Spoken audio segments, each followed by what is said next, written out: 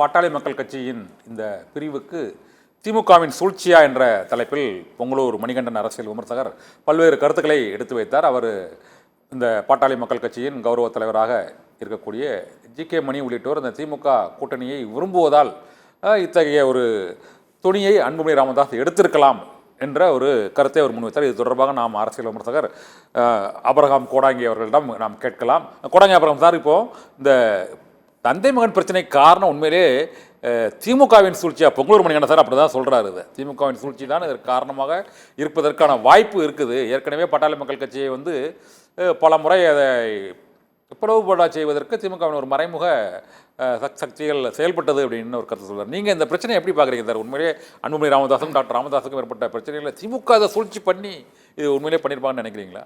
சரி, ஏற்கனவே நம்ம இந்த அரங்கில் பேசியிருக்கோம்னு நினைக்கிறேன். இப்போ அண்ணன் பேசுனது கூட நான் கேட்டேன். ஆக்சுவலாக என்ன அவருடைய சூழல், அவர் சார்ந்திருக்கிற அந்த அமைப்புக்கு ரீதியாக அவர் பேசுறாரு, தப்பு இல்லை. ஆனால் ஆக்சுவலாக உண்மை தெரிஞ்ச எல்லாருக்கும் இந்த கைப்புண்ணுக்கு கண்ணாடி வேண்டாம் சார். இது முழுக்க ஒரு அவருக்கு தலைக்கு மேல பிரச்சனை இருக்கு. யாருக்குன்னா நம்ம அன்புமணி ராமதாஸ் அவர்களுக்கு தலைக்கு மேல கத்தி தொங்கிட்டு இருக்கு. கத்தி என்பது என்ன சொல்ல வரேன்னா வழக்குகள். மிகப்பெரிய சார்.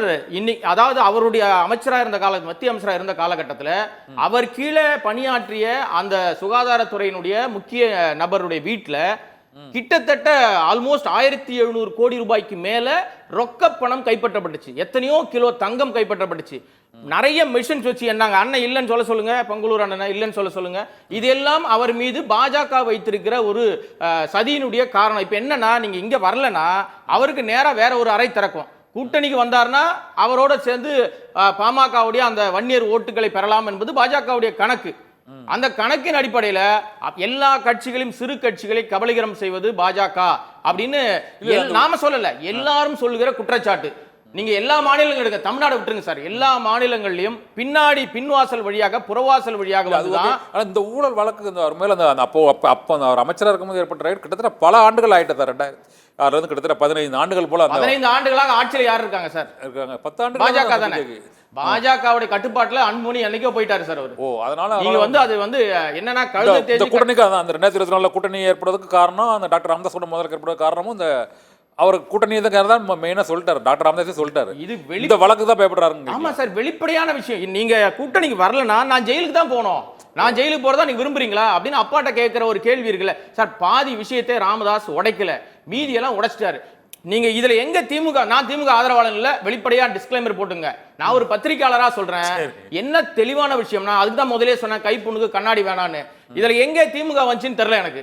ஏன்னா வெளிப்படையா குற்றம் சாட்டுகிறது யாரு? தலைமை பண்பு இல்லைன்னு குற்றம் சாட்டுறது யாரு? அவங்க அப்பா. உனக்கு நான் தெரியாதனமா 35 வயசுலயே மந்திரி பதவி கொடுத்துட்டேன், தப்பு பண்ணிட்டேன், என் சத்தியத்தை மீறிட்டேன்னு சொன்னது யாரு? சொல்ல வேண்டிய நிர்பந்தம் எப்படி வந்தது? ஏன் வந்தது? நான் தான் இருப்பேன், இன்னும் 2 ஆண்டுகள் இந்த தேர்தல் வரைக்கும் நான் இருக்கேன், அதுக்கப்புறம் நீ தலைவரா இருந்துக்கோன்றாரு. ஆனால் இப்ப என்ன மாத்திட்டாரு? என் இறுதி மூச்சு இருக்கிற வரை நான் தான் தலைவர்ன்றாரு. எல்லா குற்றச்சாட்டுகளையும் சொன்னது ராமதாஸ் அவர்கள் தான். வெளியில 3வது ஆளு இங்க சொல்ற மாதிரி ஜி.கே. மணி திமுகவோட நெருக்கமா இருக்கிறார் சார். கிட்டத்தட்ட திமுக அரசாங்கத்தில் இருக்கிற பல பேரும் திமுக அதாவது அரசாங்கத்தில் முக்கிய நபர்களா இருக்கிறவர். உதாரணத்தை நான் பேரே சொல்றேன், ஒண்ணும் நம்ம மரியாதைக்குரிய துரைமுருகன் வரைக்கும் மிக நெருக்கமா எப்படியாவது ராமதாஸை திமுக கூட்டணி இழுக்கலாமான்னு பல தேர்தலில் முயற்சி எடுக்கிறாங்க. ஆனால் திமுக கூட்டணி ரொம்ப தெளிவா இருக்காங்க. ஏன்னா இவர்களுடைய போக்கு மாறி போச்சு. இவர்களை சேர்த்தால் இங்க இவர்களுக்கு பெரிய பின்னடைவு ஏற்படும். அங்க சேர்க்கவே இல்லை போன தேர்தல் வரைக்கும். இப்பவும் முயற்சிகள் நடக்குது. ஆனா திமுக கதவுகள் மூடப்பட்டு விட்டுச்சு. இப்ப திமுக கூட்டணியில் சலசலப்பை ஏற்படுத்தணும்னா இப்படி ஒரு குற்றச்சாட்டு சொன்னாதானே முடியும். அன்புமணிக்கு வேற எதுவும் சொல்ல முடியாது சார். அப்பா மேல குற்றச்சாட்டு சொல்ல முடியுமா? சொன்னாங்க மரியாதை இருக்காது. கட்சிக்கார போனவங்க எல்லாம் பாதி பேர் இங்க திரும்பிட்டாங்க, சோத்துல அடிச்ச பந்து மாதிரி வந்துட்டாங்க. இப்ப தைலாபுரத்துல 10 பேர் இருந்த கூட்டம் இப்ப 100 பேரா மாறுது. நாளைக்கு 200 மாறும், 2000 மாறும். அன்புமணி கூடாரம் காலி ஆகும். பதவிகளை மட்டும் வைத்துக்கிட்டு அவரால் செயல்படவே முடியாது. அது உண்மை தெரிஞ்சதுனால தான். ஆமா, எல்லாமே சார். மருத்துவர் ராமதாஸ் இப்ப அண்ணன் கூட ஒண்ணு சொன்னாரு, அதுல ஒரு சின்ன திருத்தம் அவர் சொன்னதுல 21 பேர் இறந்து போய் கட்சி ஆரம்பிச்சதுன்னாரு. 25 பேருக்கு நிதி உதவி வழங்கியிருக்கு தமிழ்நாடு அரசு. அதுதான் ரெக்கார்ட்ல இருக்கு.